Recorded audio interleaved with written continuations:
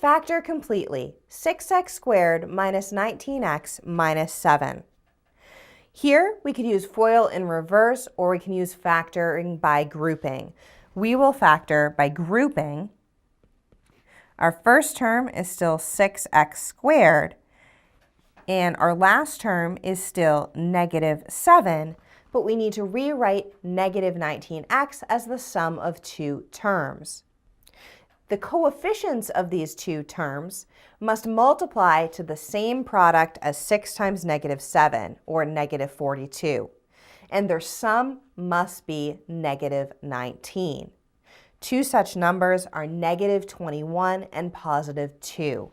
So we have minus 21x plus 2x. Negative 21 times 2 is negative 42, and negative 21x plus 2x is negative 19x. Now that we've rewritten this by rewriting our middle term, we can group. We'll group the first two terms together and the final two terms together, and then we'll factor out the greatest common factor of each. 6x squared minus 21x has a greatest common factor of 3x, so we factor 3x out, and we have 3x times 2x minus 7.